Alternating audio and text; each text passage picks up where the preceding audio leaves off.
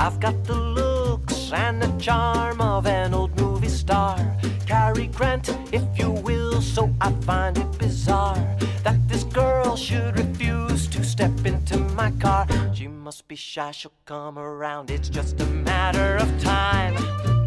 Aurora, Aurora, Aurora. Hey there, Screen Beans, and welcome to Screen Snark, the podcast that celebrates all of the shows that are in our eyes, on our minds, and in our hearts. I am Rachel Quirky Shank. And I am Matt, a.k.a. Stormageddon.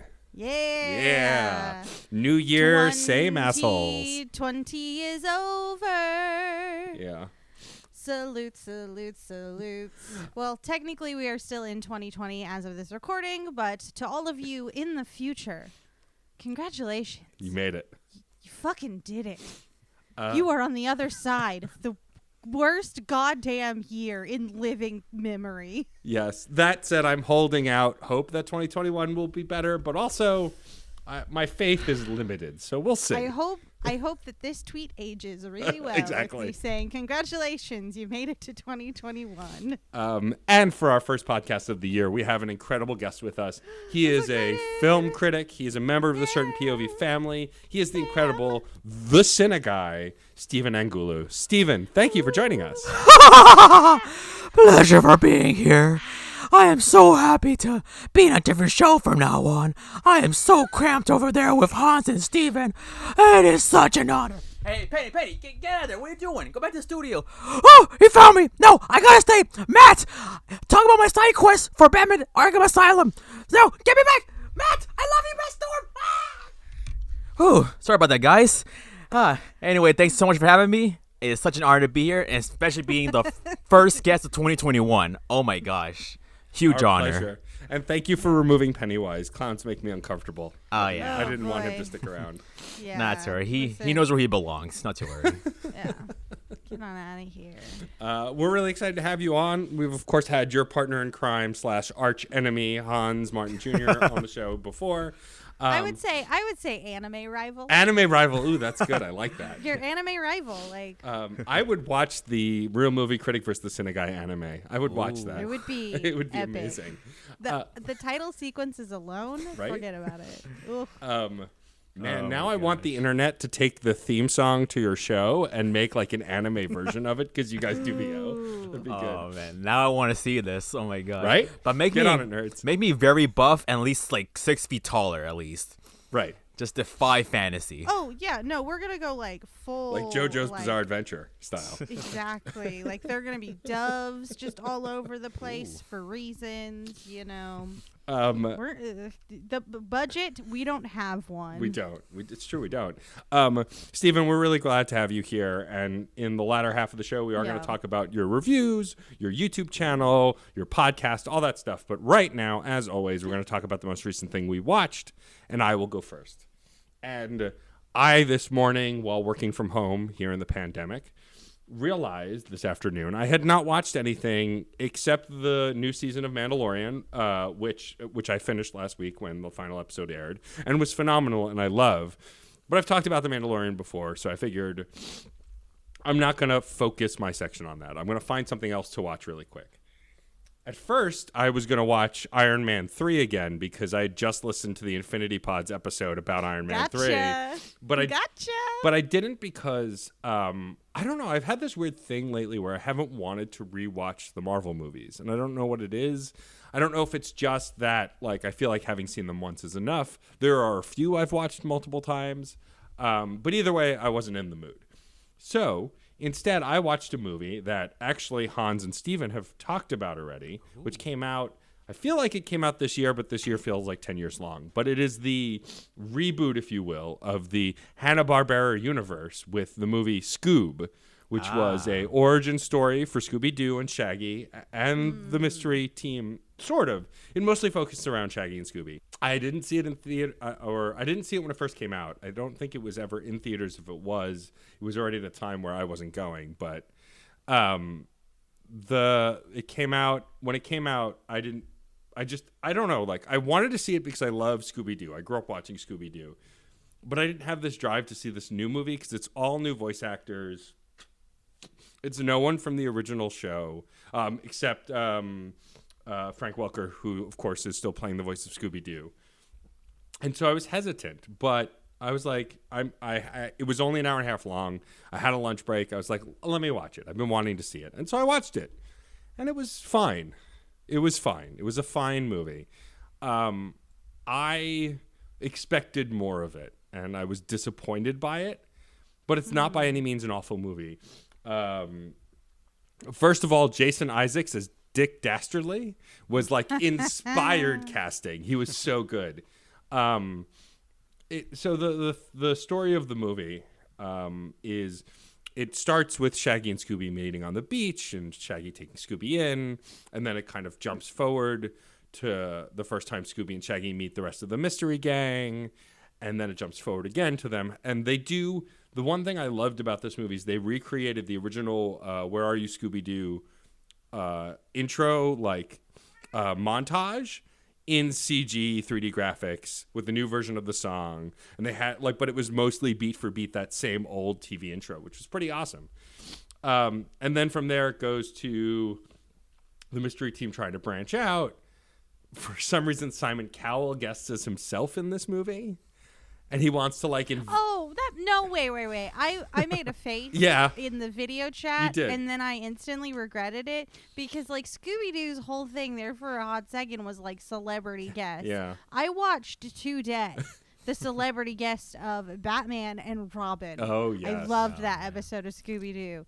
So no, I questioned it, and then I called myself out for silently questioning it on this audio podcast. Well, hey, I can agree with Matt here because we reviewed the movie on my show like months ago when it first came out on demand, and I don't know, Simon just felt like he was unnecessary to be there. Like, what was he even there for? Like, you could have had any celebrity, and it wouldn't make any difference. Yeah. Yeah, it did seem a little odd. But anyway, the story is that the mystery team wants to start getting paid for solving mysteries and branch out and enterprise.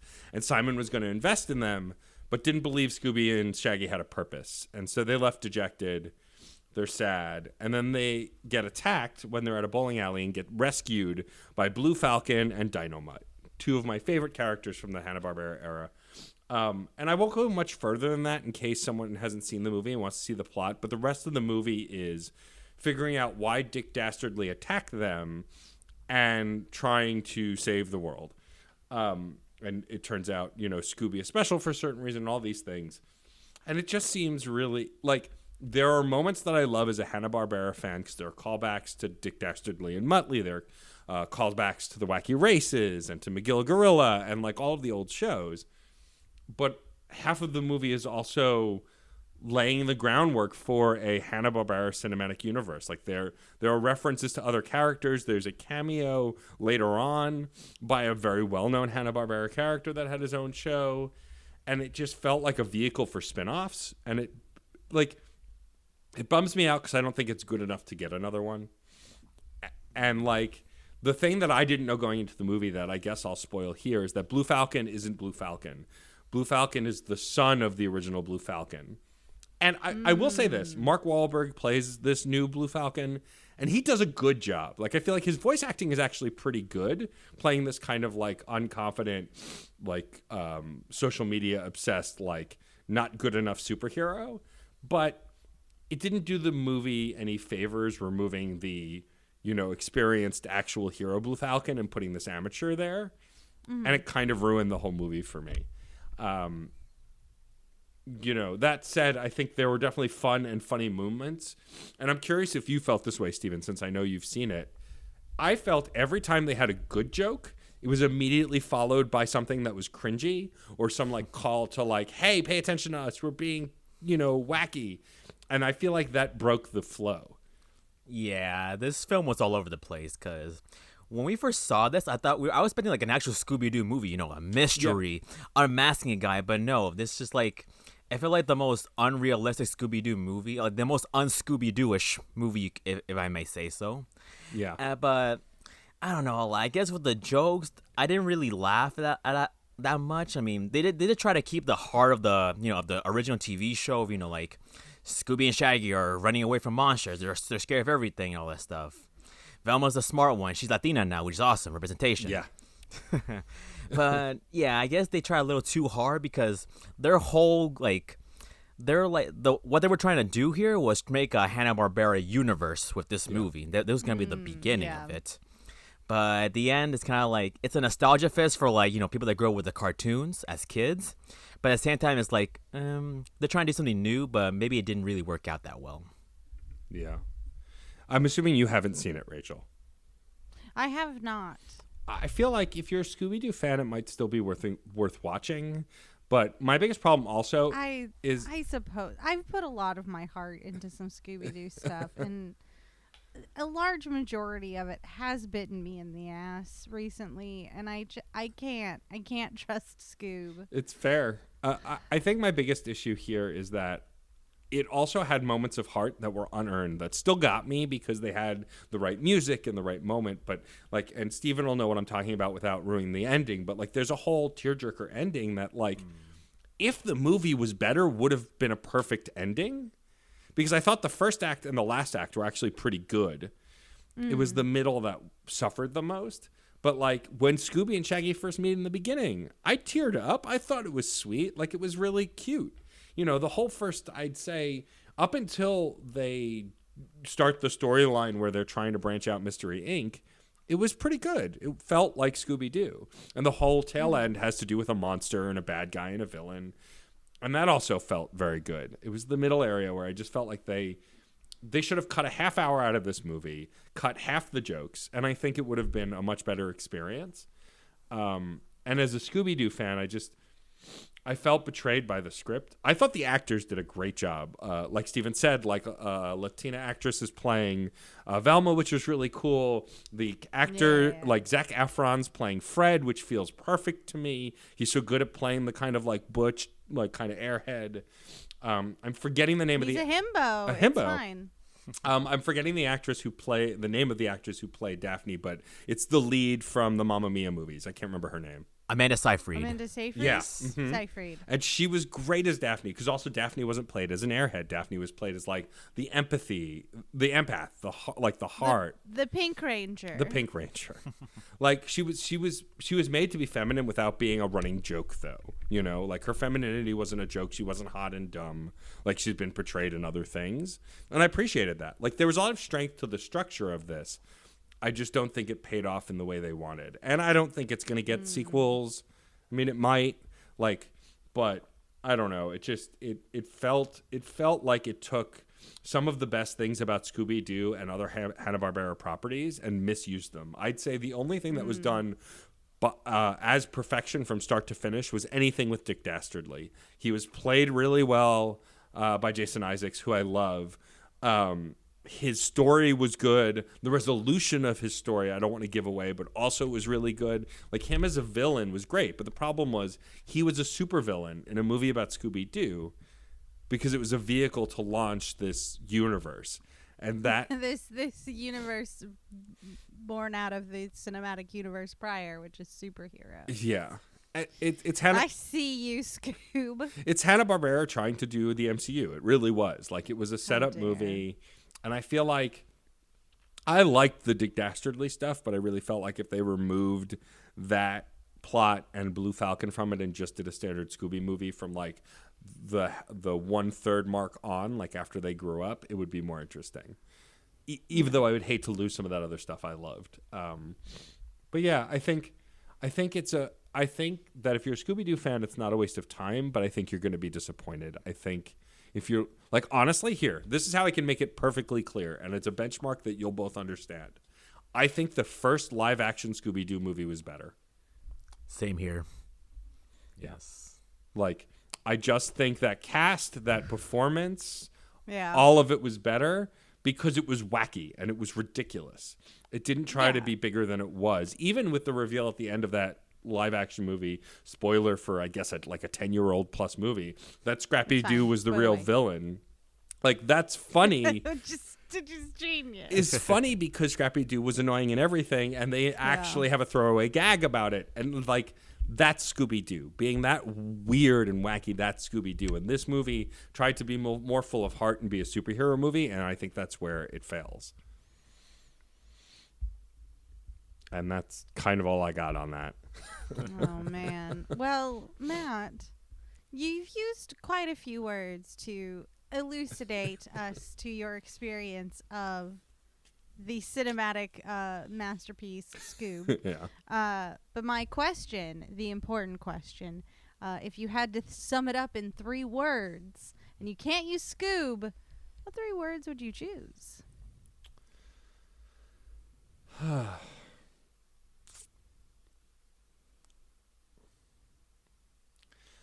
Like, I think what makes it hard to reduce it to 3 words is that it takes so much more to explain why it didn't work for me as a really big fan. But I would say no good mystery. No good mystery. I'm sorry that I robbed you of Scooby Dooby Don't. Yeah. I mean, which would also be mine. Or I would have said Scooby deserves better. Also, yeah, I'll take it. It's just it's a bummer because it should be a kids film, and honestly, if it was more in line with like Sonic the Hedgehog, like it was kind of ridiculous and not well written, but like had heart and was fun, that would have been better. But the fact was, I spent half of this movie going, I'm not having fun, and that's the biggest problem with a kids film of any kind, especially a Scooby Doo one. So, but the question is, if the kids are loving it, I guess we'd have to ask kids. I guess we would. We'd know. Yeah. I said it and then I instantly regretted it. You regretted saying it? To children. That's fine. I regretted it. I was like, I don't want to talk to kids. I'll change the subject for you by asking you, Rachel. Can children write BuzzFeed articles? Probably. Is that a thing? Can I look that up? Yeah, I'm sure you could. Rachel, what is the most recent thing you have watched? For someone who has trouble with children, I sure do watch a lot of children's television. That's true, you do. This old time, I'm bringing an animated show that has been around since 2018, and I had no idea it existed until a couple weeks ago. I'm bringing the first 2 seasons of Summer Camp Island. Summer Camp Island? Summer Camp Island. I don't know what this is. Me neither. I know. I didn't. And as soon as I explain it real quick, it's going to be like, why? How did this one slip past the Steven Universe, Gravity Falls loving us that exist? So the show is about anthropomorphic animal children, specifically an elephant boy named Oscar and a hedgehog girl named Hedgehog, who go to Summer Camp Island with a bunch of other animal children. Turns out, though, this summer camp is magical. Oh, no. Excuse me. I sneezed and tried to move the microphone away. You'll have to edit that. Turns out this island is magical, and the camp counselors or owners of the camp are witches. Ooh. And the head counselor witch is named Susie, and she's a mean, pink-haired witch, and I cannot believe no one told me about her. This whole time, they just let me sleep on what is Susie, this pink-haired cat witch woman. I cannot believe it. And it is like a hug. Is it? Watching this show is like being hugged. Everything is so, like, beautifully low stakes. Mm-hmm. The kind of stakes that are, like, so low. Even children are like, it's going to be okay.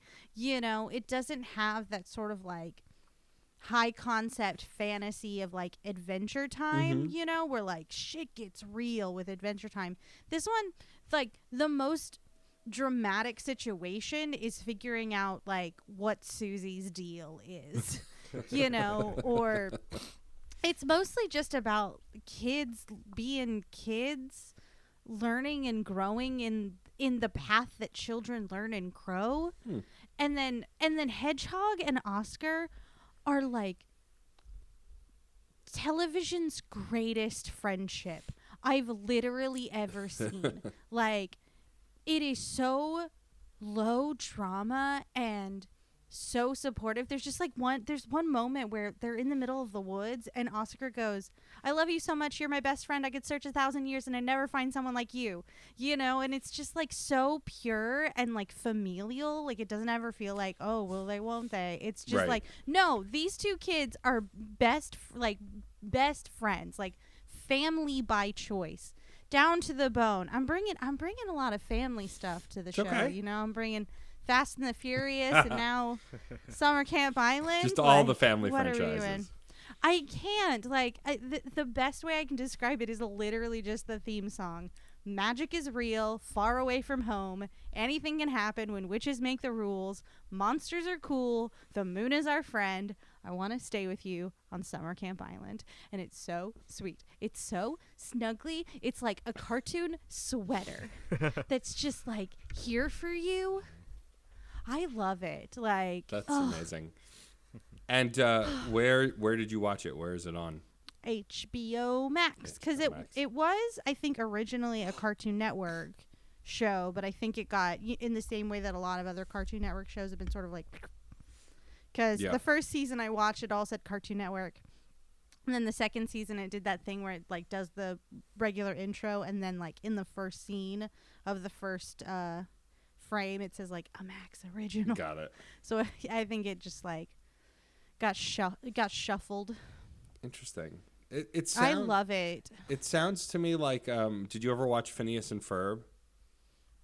No. Phineas and Ferb is a Disney Channel cartoon. It was about these two boys who, for every day of summer vacation, did something wild. And like it would always it would be these crazy elaborate things that would then all get resolved before their mom got home, which made their sister look like she was crazy because she was always trying to get them in trouble. It was all very low stakes, like high stakes for these kids just having fun, but low stakes in the long run. I think you'd like it. It's in your wheelhouse. I imagine. But this sounds like it's just a fun, cool show. I mean, that sounds like something I would enjoy. I think a lot of shows are super like dramatic, or even like Steven Universe eventually had really high stakes. She-Ra also. This sounds kind of more low key and chill.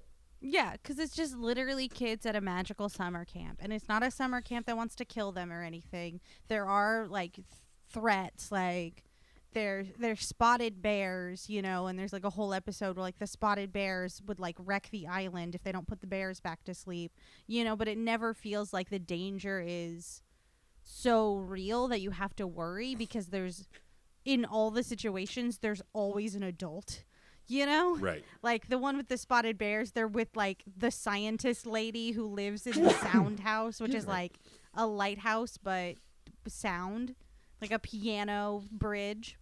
I don't like, it's really hard to explain it, to be like, it's kind of like Steven Universe minus all the drama.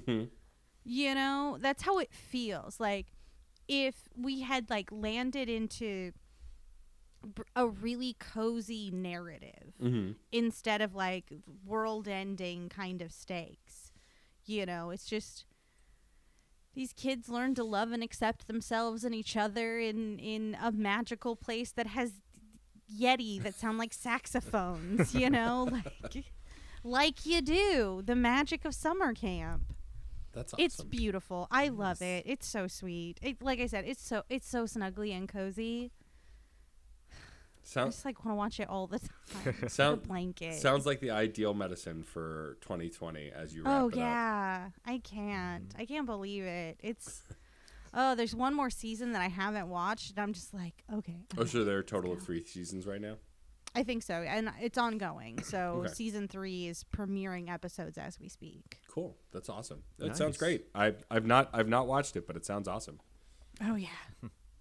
It's so good. Also, Hedgehog and Oscar do a radio show called Science Talk, and every time they're sitting at their little like table and Hedgehog's on the microphone and Oscar's on the headphones, like being the producer, I'm just like, these little weirdos have a podcast. I cannot believe it. I cannot believe these children have a podcast on a magical island of all the things to do. That's really funny. Oh man.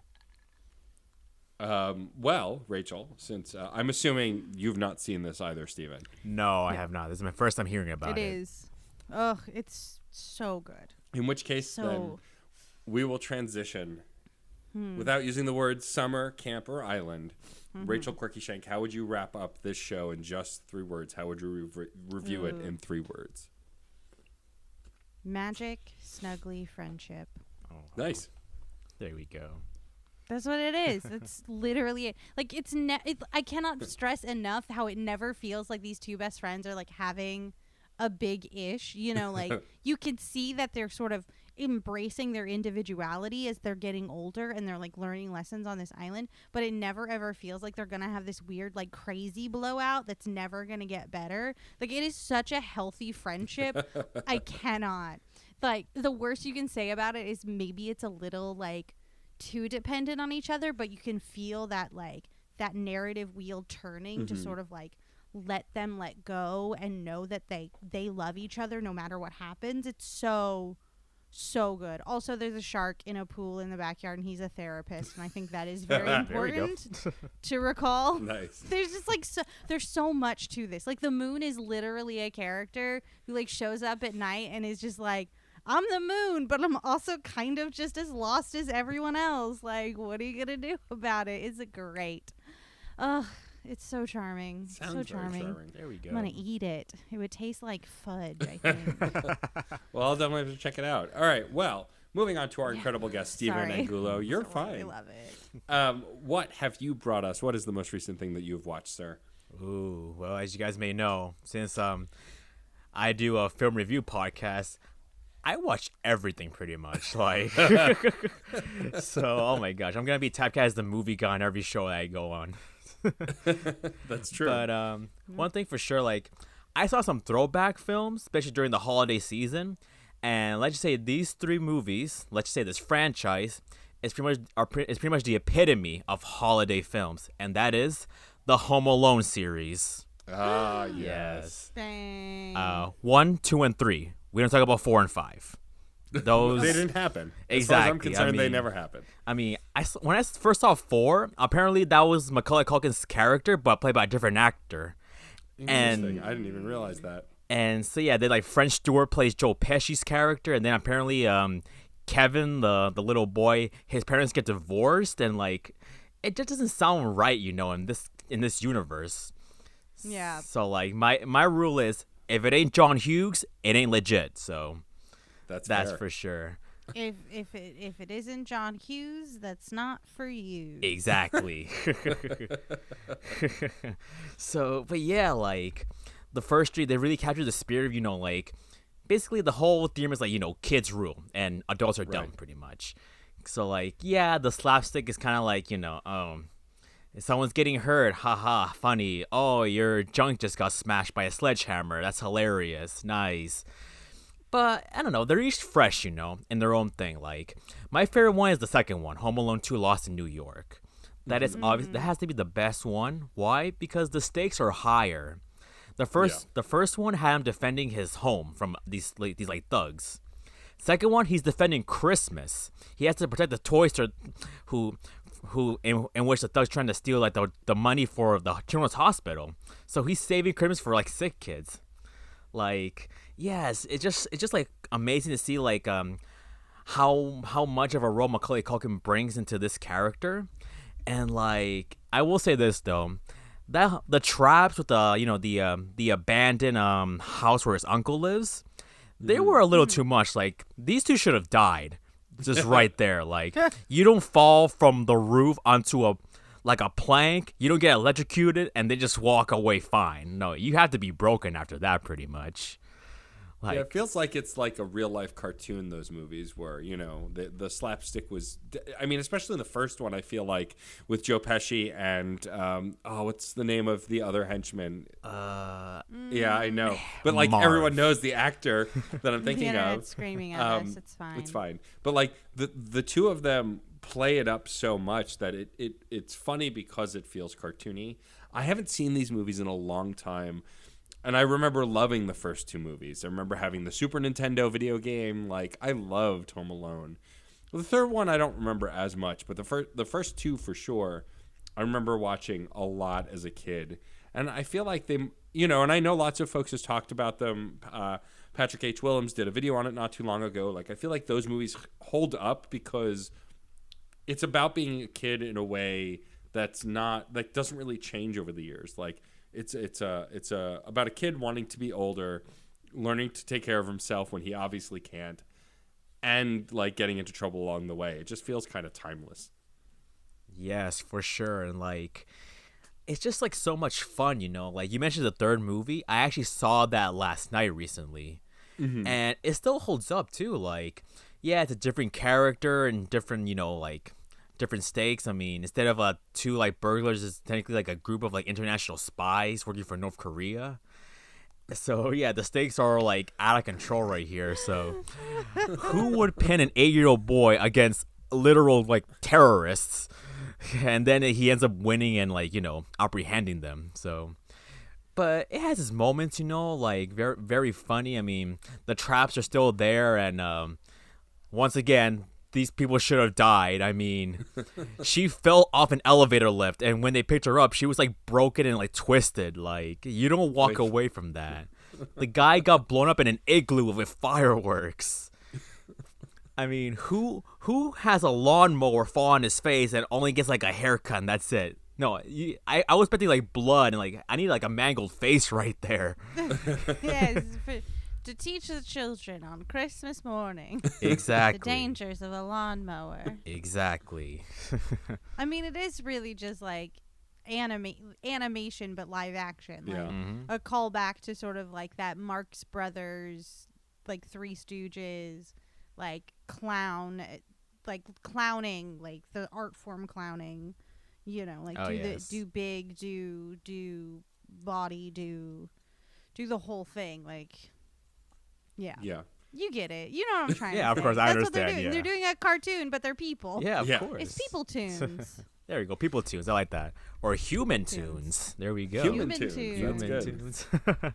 Yeah. Ugh. I feel like the Home Alone series also is one of those movies that a lot of people don't go back to just because you feel like there isn't anything to go back to. But like even just like I haven't watched the movie in its entirety in many years. I've watched clips of it over the last decade for sure. Or like if I see it on TV or on someone else is watching it, like I'll watch it.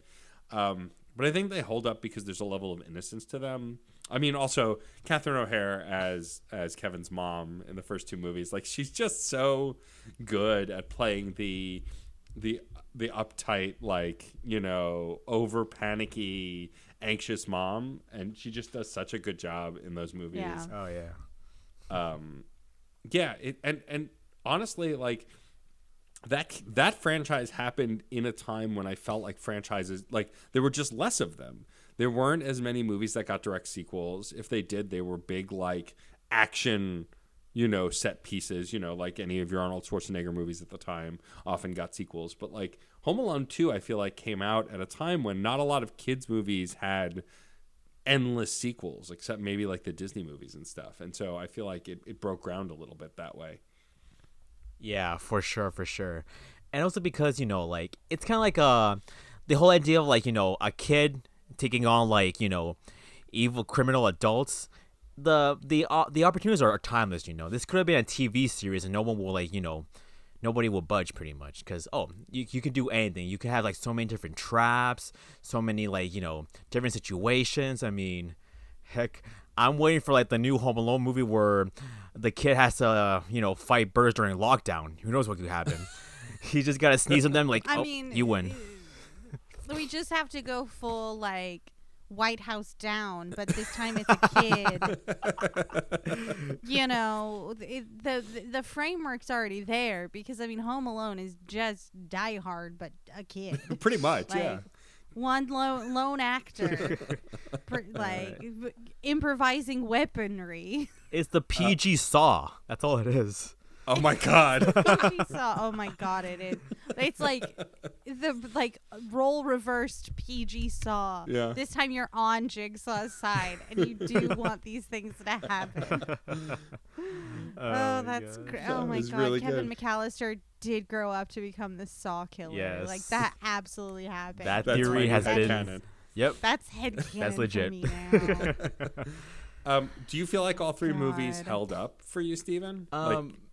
Yeah, for sure. Like the first one is a timeless classic. The second one Absolutely. is such a fun sequel. the third one, they try something fresh and new, and it still keeps up the spirit of the series, and it's still very enjoyable. And fun fact, you guys, I actually had the third one on VHS, and oh man, I was a kid. I got it at Blockbuster, and I remember like my parents giving me a choice: either you get this one or Baby Geniuses 2. I am so happy I chose Home Alone 3 because no thank you on Baby Geniuses. My gosh. I forgot that even existed, Baby Geniuses. Oh, boy. Why does it? I don't even know if I knew it got a sequel, to be honest. Oh my gosh. That's really funny. And of course. Awesome. Well, Steven, if you had to sum up the Home Alone trilogy, we'll say, pretending the others didn't exist, if you had to sum up the Home Alone trilogy in just 3 words, how would you do it? Long live Hughes. There you go. Nice. Yeah. Love Yes. that. Awesome. There we go. Word. Well said. Well said. Love Now I that. kind of want to watch Home Alone. I haven't watched it in a while, and I kind of want to rewatch I watched it recently. It's so good. Yes. It's just a beat for beat a very good film. Like it is telling its story so clearly, so in such a fun way. Like I am not surprised that it is a modern classic. Yeah. Just sets up, pays off.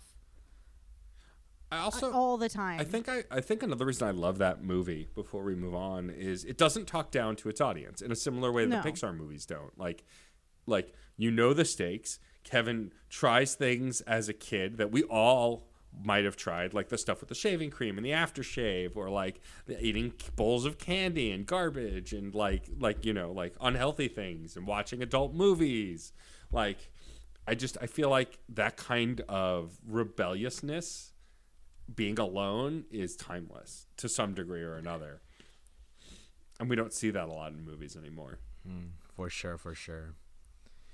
All right, well, now let's shift to the interview section, because I actually am curious, Steven. So I, of course, have met you through Hans and through the Real Movie Critic versus the Cine Guy. You joined it after Addie transitioned out of the show, and you guys rebranded it to be a kind of versus where you guys do reviews and you have competitions. I am curious, though, because before that, you had also directed some small films. You've done a lot of video reviews. How early did you start becoming interested in film? Is this something that you've been obsessed with since you were a kid? Ooh, well, one thing I've always said for my love of movies, it all started when I first saw it. The year was 2008. I forgot how old I was, probably I think 12 maybe younger. And I had first seen The Dark Knight in theaters. And basically, it's a cinematic masterpiece, like the set pieces, the acting, the direction. It was just, a phenomenon. And yeah, it just got me intrigued with, filmmaking and, bringing stories to life. I knew that's what I wanted to do one day in my life. That's awesome. It's interesting what your starting point is, right? Like, we all have, either for music or for gaming or for movies or for TV, like there's always like the first thing you see that makes you think beyond this is just a thing, right? Oh, yeah. Like, I often cite, for me with video games, Mario 64 was the first time I looked at a video game and went, this is something besides what I'm playing. Like, someone made this thing. How did this thing get made? That kind of stuff. And it's interesting, and I can totally see that with The Dark Knight. I mean, that was a movie that when it came out I was obsessed with. I watched it over and over again. It was back before, making bad movies about the Joker was cool, back when they made good movies with the Joker in it. So with that said, you obviously have a YouTube channel, Director Man Productions. How did that transition happen? I feel like since you're younger than us, you kind of grew up really in an era when YouTube was really taking off. So was that kind of a thing that you always wanted to do? Yes, and to be honest, the channel I started back in high school, but it was back when it was called Director Man. It was kind of like this persona I made for myself. Like, okay. Like, I would do vlogs, talk about funny stuff or things that bothered me. And yeah, like I used to do like the like vlogs, people like go outside and explore areas. The first one I did was when I went to TD Garden with my family, but it was really short, so you don't really see much about it. And then I decided, making videos became a hobby of mine. Like I started teaching myself how to edit videos and all that stuff. And yeah, I just wanted to explore, make some videos. And then it wasn't until like when I started college, I kind of gave up on the channel. Like, okay, this is kind of like a waste of my time. I don't have any time to like do anything else with this. I'm putting it aside. And then like once I started doing the show on certain POV, Real Movie Critic Cine Guy, I kind of revamped it to make it more about film reviews. Now I had a theme going on, and that's where Director Man Prod came to the name. Yeah. And how did you get involved with Hans? How did you join Real Movie Critic vs. the Cine Guy? Well, I've known Hans for a long time. We went to the same church, and we've worked together on so many different things, and he was like the coolest dude there, pretty much. He was a youth director, and everybody loved Hans. He was cool. He was modern.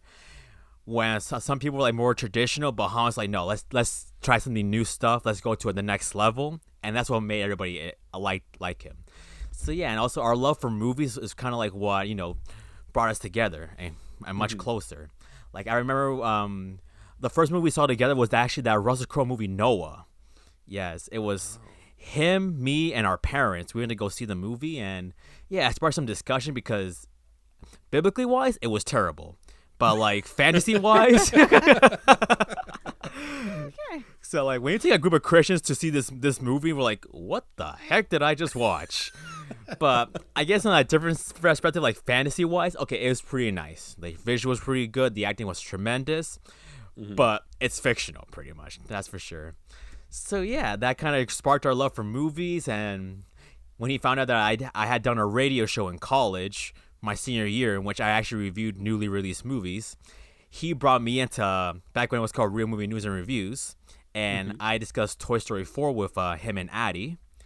And yeah, next thing you know, I got promoted to second host, and now I'm part of one of the greatest, amazing nerdy networks alive. Well, we're happy to have you. Thank you. Yeah.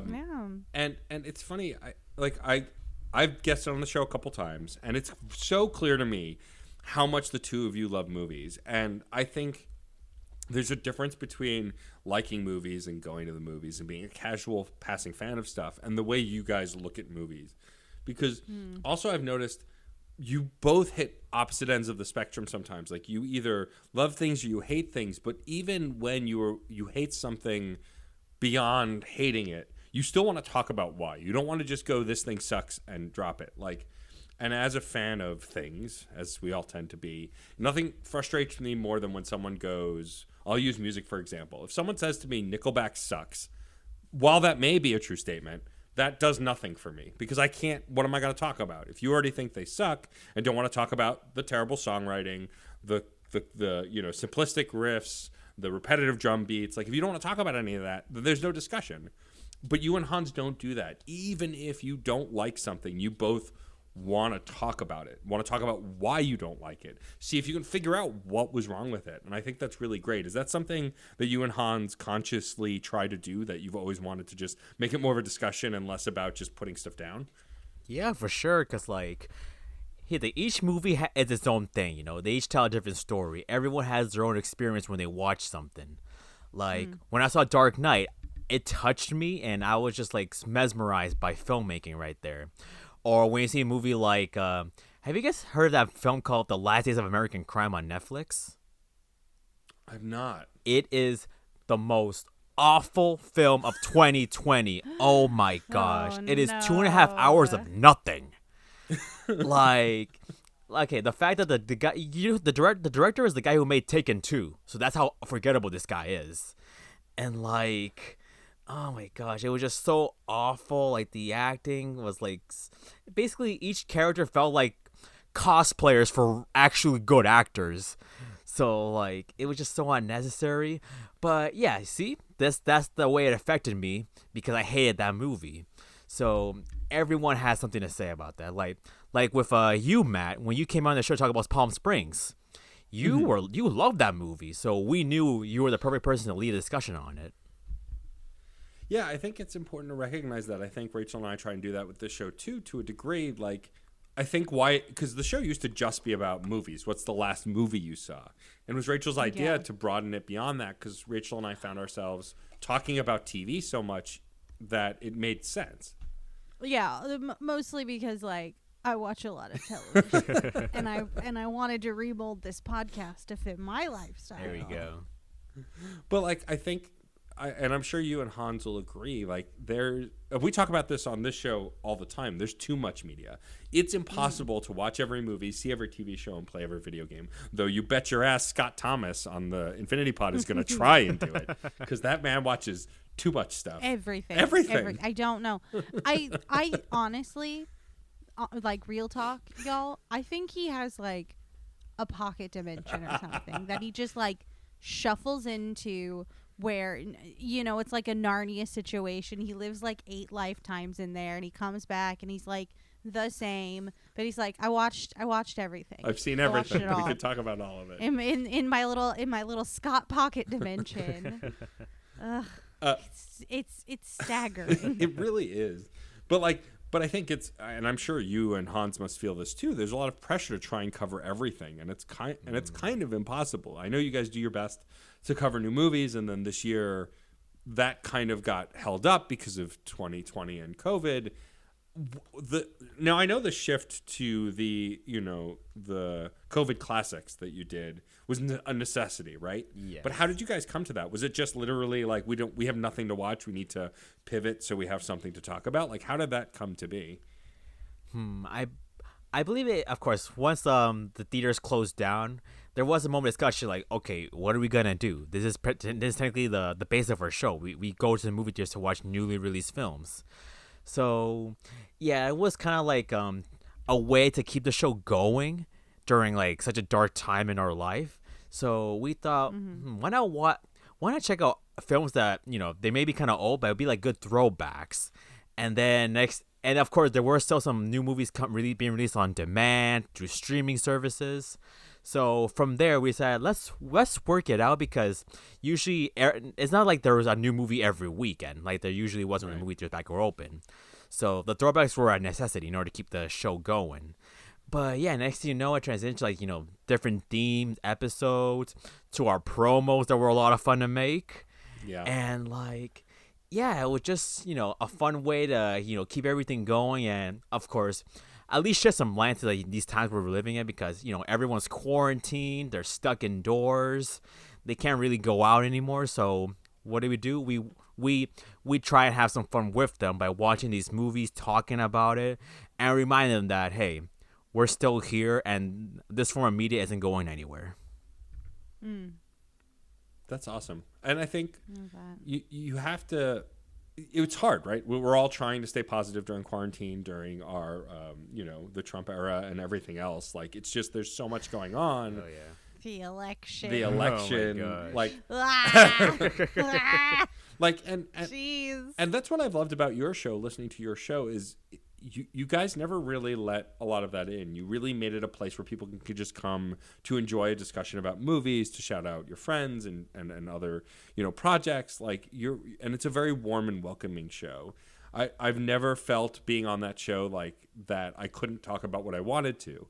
And I appreciate that. I feel like that there are, you know, it's very common in film review, let's say, for certain critics to be angry all the time and not want to discuss things and shout stuff down. And you guys don't seem to do that. It seems like it really is important to you and Hans to talk about film and the art of it. Yeah, of course, because here's the thing. Everybody has different film tastes, and we want to be kind of like a safe space for movie discussion. Like, you may like something that I don't, but you know what? I want to hear what you have to say about it.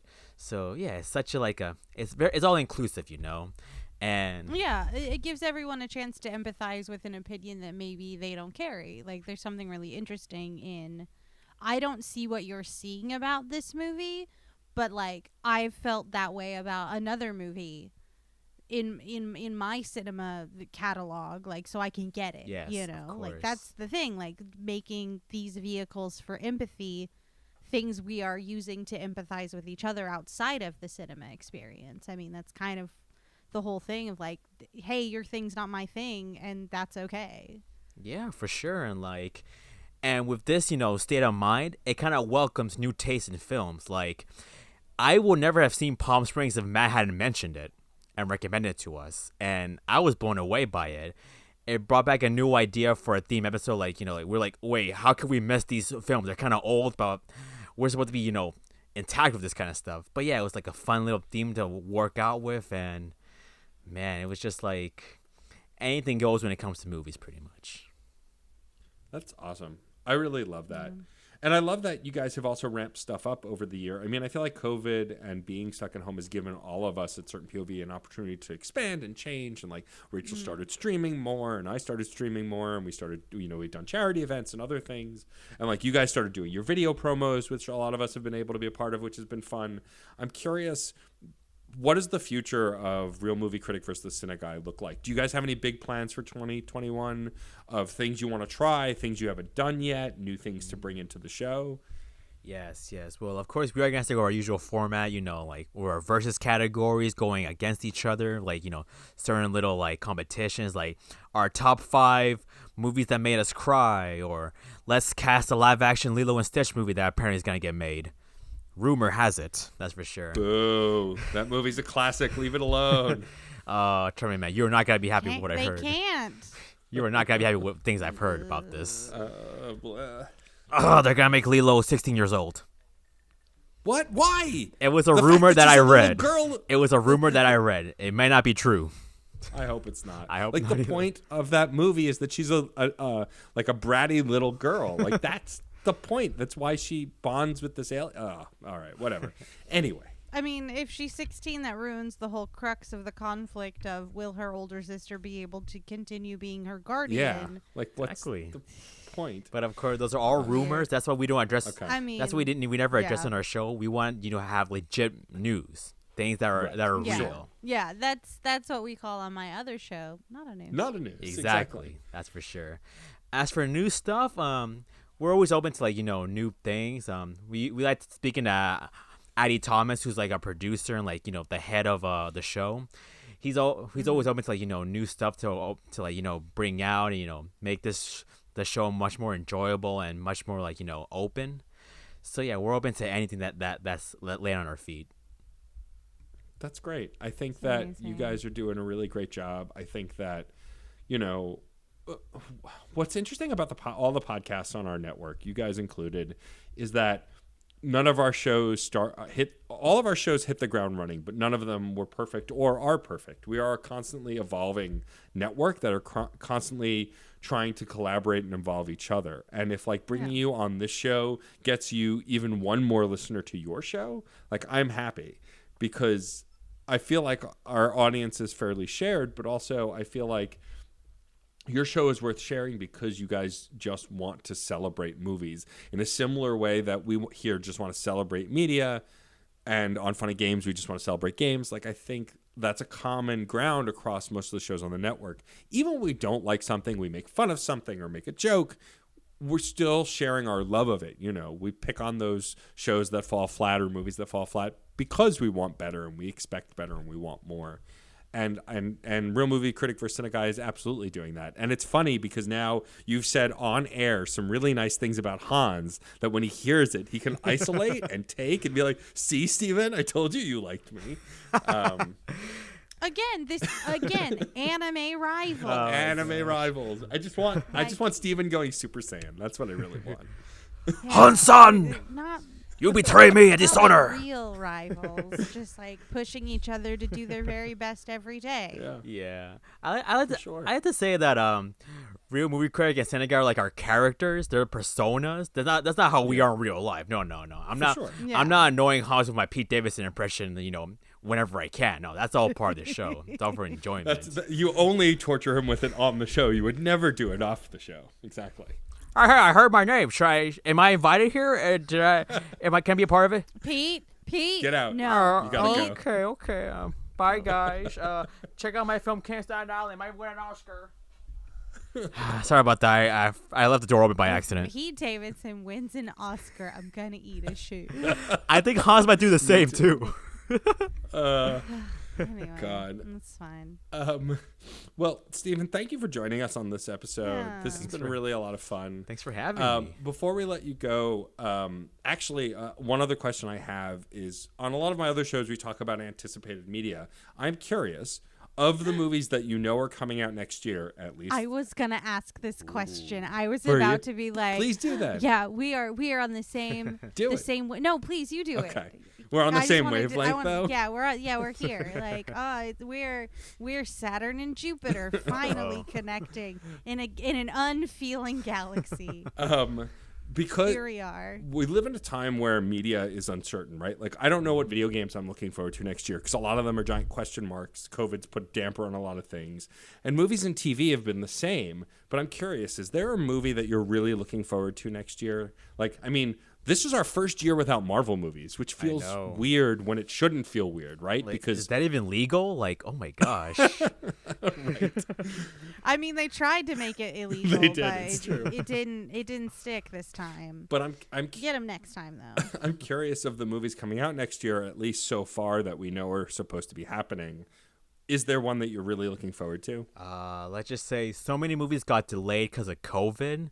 Like, I was looking so forward to so many films of this year. Like, it's gonna be released in the fall, but then like, nope, psych, it's gonna be released next spring. So, I'm gonna mention two, and that is The King's Man, the prequel to the Kingsman films, and the new James Bond movie, No Time to Die. I cannot wait to see both of those films.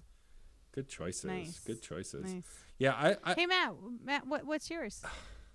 it's tough for me because I haven't kept up with the dates. Like the new James Bond one is a good one because I happen to like Daniel Craig's James Bond. It's very different, and besides Quantum of Solace, the rest of the movies in that run I think have been pretty good.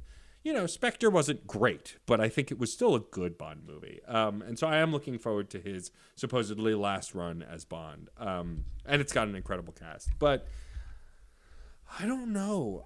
Like, I honestly, I am looking forward to Black Widow. Like, I really want to see that movie. I want to see Marvel's attempt at a lady-led movie. You know, Black Widow's a character that's been around for a while. And while I am indifferent on Scarlett Johansson as a person now, I do want to see her wrap up that story. Pass the mantle. Yeah. But I don't know. I think if it comes out next year, I think the new Spider-Man movie, because I got such hype from Into the Spider-Verse, all the cast announcements sound like they're trying to do a live-action version of that. And they're bringing back some of the best things from both the good and bad movies. Like, Jamie Foxx's performance in Amazing Spider-Man 2 wasn't bad. It was okay with what he had to work with. And it was an interesting spin on the character. And I'm curious to see what they do when they bring him back. But like the recent announcement that Alfred Molina's coming back as Doc Ock, arguably one of the best villain performances in cinema. Like in the best superhero movie ever made. Yeah. Like by the way. When they made that announcement, a slight tangent really quick before we wrap up.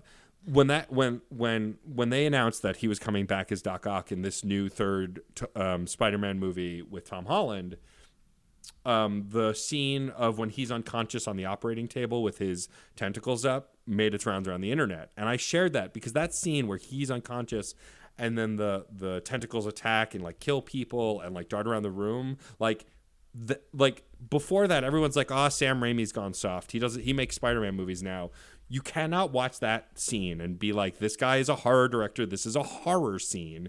It's straight out of Evil Dead, and it's brilliant to this day. And Alfred Molina's performance as, like, I played the new Spider-Man game on PS4. The reason that version of Doc Ock can exist, I really feel like, is because Alfred Molina's version existed first, because it was very similar. They're both very fatherly. You know, the turn to becoming a villain felt like a betrayal. Like, it's just all of that is done so well. Yeah, it's the best when Peter Parker is going through no father figures for you, bud. Yeah, None. pretty much. It's the best. It's the best when it's like no father figures for you, my friend. But so yes. You get no. So I think whatever Tom Holland's Spider-Man 3 is going to be called, like, that's my most anticipated movie because these, like, if they bring back Willem Dafoe, I'm done. Like, that's it. I'm done because he is like that. I always talk about the Green Goblin performance when he's arguing with himself in the mirror. Like, that movie's not better than the second Spider-Man, but that scene is better than any other villain scene I've seen in any other comic book movie because he plays it so well. So yeah. So that's my most anticipated movie. What about you, Rachel? Do you have one that you're looking forward to next year? In the Heights. Oh, that's a good one. Hands down. That's a good one. That's a good one. So excited for that movie. Yeah. That is a musical that I have deeply loved for a very, very long time. I often get that opening number stuck in my head, like where he's bringing up the order and he's like quoting Cole Porter, and it's like, I love this. This is like my nerdy shit right here, beyond all measure, and it's a great piece. But the trailer, when it came out, I cried. So I think that is the litmus test for what I am most excited for, because when Abuela sings Paciencia y Fe in the trailer, I'm weeping. I'm just like, I am not ready for this. It was my most anticipated movie of 2020, and now it will be my most anticipated movie of 2020X. Yeah, right. No. When it eventually comes out. Yeah, it's funny. I never saw In the Heights. I saw Hamilton because a friend knew I was a music nerd and a history nerd, and of course it blew me away. And like I've been obsessed with Lin-Manuel since. But like once I heard they were making an In the Heights movie, I've actually gone out of my way to avoid the In the Heights soundtrack and stuff because I really because I haven't seen it yet. I want it to just wash over me from the movie, and I know it's in good hands, so I'm not worried about it not living up to it. Yeah. So I too cried during that trailer is what I'm trying to say. And I haven't seen the musical. It looks so delicious. It does. In this sort of like bland looking gray kind of cinema that's sort of leaning into like gravel, I guess, the gravel aesthetic. It's so bright and vibrant, and I love it. I want movies to be colorful. I am curious how it's going to hit all of us, though, because we've been in quarantine. If we're still in quarantine when that comes out, I feel like I'll be even more emotional because it takes place in New York, and I can't walk around New York like I used to. I can't be in the city like I used to, so I think that's going to add another layer to it. I think so, but I've watched a lot of stuff like based in New York, and I'm just like, oh, weird. We used to do that. Remember that? Remember that? Remember walking by the river, eating a bagel with your hands?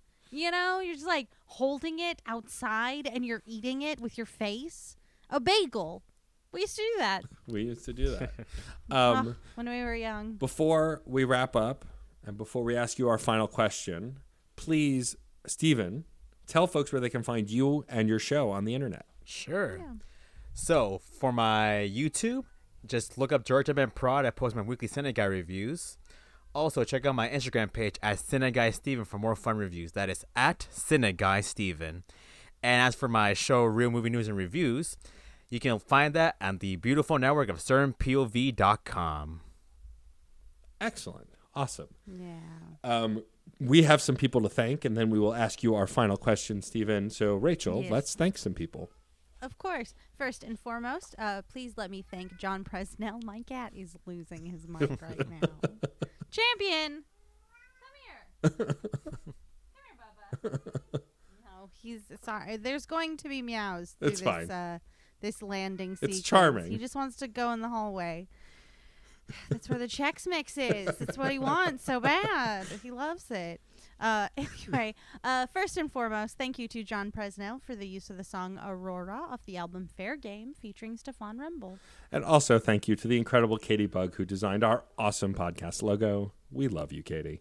Yeah, we love you so much. And thank you to the Certain Point of View Podcast Network for continuing to be our home, to be our family, to be the place that we go where everyone knows our name. I was trying to go cheers with it, and I failed in the moment. Fine. You get it. The sentiment there. Y'all got it. We love those sweet Certain POV babies. We do. And please, if you have a moment, write us a review on the podcast platform of your choice, especially Apple Podcasts. Helps us to get featured. It helps folks find us as a new show. Also, you can go to certainpov.com to find our Discord server. We have a permanent invite link there.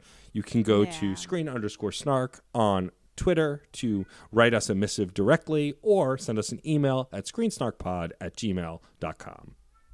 Beautiful. Nailed it. That was like tight. Tight. That was a tight one. Tight. Tight. Tight call to action. You gotta love it. Gotta love it. Gotta love it. But you know what else is a tight thing? Nice. My final question, Smooth. because I like to keep it tight here with this one. Hey, Steven. Yes. If you could choose any one storytelling trope to instantly and magically become true in your life, which trope from movies and television would you choose, and why? The kind where I get the girl. Yeah! Manifest that in the conjunction. Let's go. Oh, I'm so clumsy with my one coffee because we don't go places. Right, I'm wearing a mask, but like you can tell I'm cute because there's flowers on it. Oh, I tripped. I love it. Oh, that's good. There you go. Get the girl. Yeah. Get that girl. When a movie does a get the girl trope right, it feels fun and silly and goofy and not creepy, because there have been plenty of creepy ones too. But like the get the girl where it's romantic and sweet. I miss a good romantic comedy, I think is what I'm saying. But that's a good choice, Stephen. I hope it comes true for you. Hope so too. Yeah, it We'll see will. what happens. Well, thank you again, Stephen, for being on the show. Steven. This was a blast. We loved having you. I can't wait to come back on Real Movie Critic versus The Cine Guy. If y'all aren't checking out that show, please do. You can go to certainpov.com to find that show as well as their versus stuff on our Discord server. I want to thank my incredible, beautiful, vibrant co-host, the incredible Rachel Quirky Shank. Oh, and I want to thank my indescribably beautiful friend and co-host, Matt, a.k.a. Stormageddon. And I, of course, last but not least, want to thank our incredible listeners. Seriously, y'all make this show what it is. Every time you comment, retweet, or just share fun stories with us, we absolutely love it. So don't stop. Thank you so much. Please don't. If you don't listen to us, then no sound gets made. It's true. If no one is around to hear a podcast, does it actually make a sound? No. It doesn't. We're the tree in the woods without you. We are. Oh, yes. And with that said, we will see you at the movies or on a couch somewhere. Bye-bye. Good night. Yeah. Aurora, Aurora, Aurora, Aurora, Aurora. Metal to magnet, she will be mine. Aurora.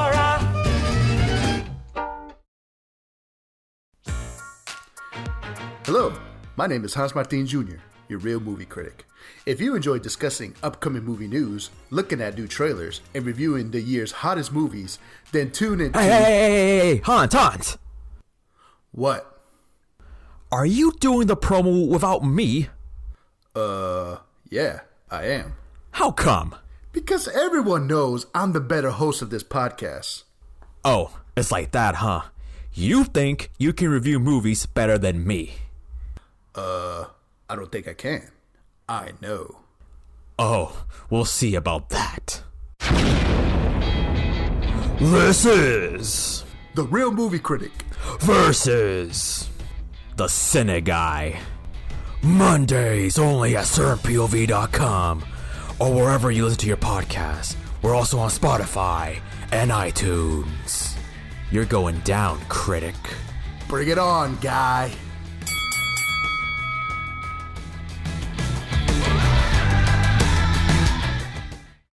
CPOV. certainpov.com.